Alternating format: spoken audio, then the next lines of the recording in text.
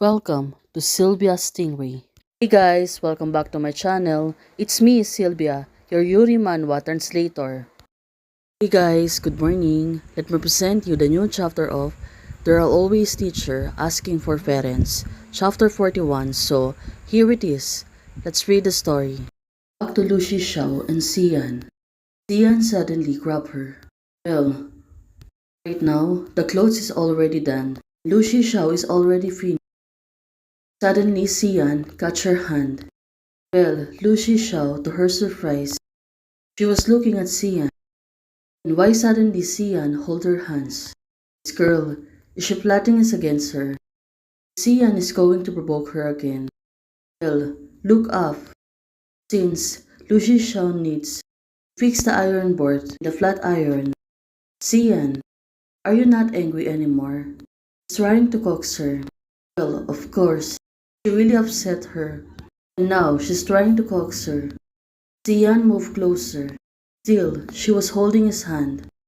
Xian said to her, anger hurts the body. Well, definitely she was right. Right now, Lucy Xiao seems to be feel weak. Well, she paused. Maybe she was thinking that Xian is right. We can feel weak when heavy burdens in our hearts. That's why right now Xian, she moved closer and whispering to her. And anger causes wrinkles. Well, Lucy Xiao suddenly blushing. Of course, Xian, she will say things like this. Well, she really acts like a child. Most of the time, she really is. Xian said to her, then I will tell you a joke. This time, a younger Xian. She was running in a bike with the hands off. Suddenly, she got scolded by the security guard. Her hands, it was a good thumbs.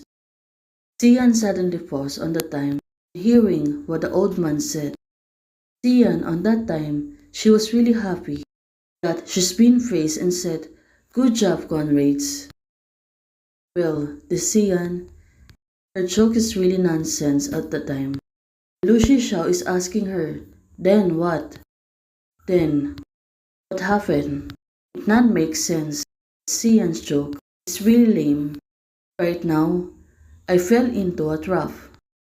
Oh, it turns out, she fall on the bike on that time. Without no hands, driving a bicycle, of course, you may lose control about it. Hearing this, it's make Lucy Xiao. Now, she's giggling. She seems to be happy so much. Xian, to her surprise, this is the first time she can see that Lucy Xiao was really happy. It was really a pure happiness. Lucy Xiao, ha ha ha ha. Now she can stop laughing. And it makes sense. Xian, she was really surprised and said to herself, it was the first time I saw her smiling like this. Of course, Lucy Xiao, in this life, she was really serious about making money, get a job, send her daughter to the good school. She is really happy and contented about this matter, but this is the first time. It's like she really feels compatible with Xian. If I could, I really wish time would stand still. At this moment, I will let her always be happy. Oh, what does Xian wish to her? Of course, as a lover, he will always wish for her good things, especially a balanced life. I'm not really angry, just Lucy Xiao said to her. Right now, I don't know what's going to myself. Lucy Xiao tell her. Xian said to her and answered, just don't be angry with me. Oh, of course, she was not really angry with you. Instead, seems to be happy ever she's with you. Xian said to her, smile more, you will be look more beautiful when you smile. Of course, she was really beautiful. Even though right now, Lucy Xiao, she suddenly forced herself. She is not responding to her. Of course, she is thinking so many things, especially on time like this. Xian, because Lucy Xiao is not answering. She is calling her again. Lucy Xiao. Still, Lucy Xiao is not answering. Maybe she was thinking something.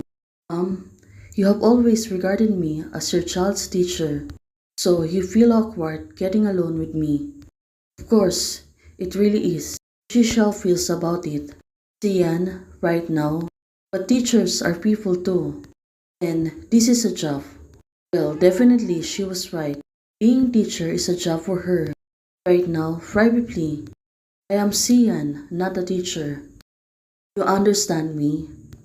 Oh, this is it. Of course, hearing this, it's make Lucy shout to blush.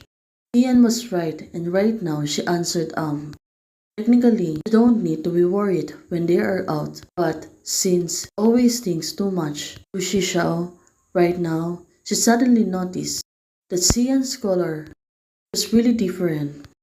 Seems that she really liked the color. Looking at it, Xian right now, she wanted to tease her and said, "Did you like it?" Lucy Xiao, until this moment, and she was looking at it. Well, it's really soft, right? Long, and it's really look beautiful. It was kind of shining to her. Now, it makes Lucy Xiao to pause. Lucy Xiao said to her, "I like it." It turns out, Lucy Xiao is already pinned down on the wall by Xian. This time, even she want to, she can really escape on Xian because she already pinned down. Xian hugged her closely, said to her, "Come often if you like it." Well, hearing this from Xian, still hugging by her, Xian is caressing her. Well, probably, Lucy Xiao, she paused again. She want to feel better, right? When she came back at home, Lucy Xiao seems to be tired. Well, it was really exhausting. Sometime to have a debate.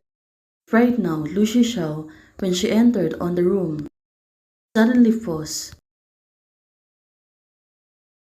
What was happening? Lu Wei, it turns out it was Lu Wei. And when she looked back, she seems to be surprised. She was holding a glass. Maybe she was drinking milk before she go to the bed. When Lu Xiao came back, Lu Wei suddenly calling her mother. Maybe thinking if Lu Xiao was on the mood. Lu Xiao said to her daughter, "Nunu, mother was not doing well just now. Oh, she really feels exhausted." At this moment, Lu Xiao trying to explain to her daughter.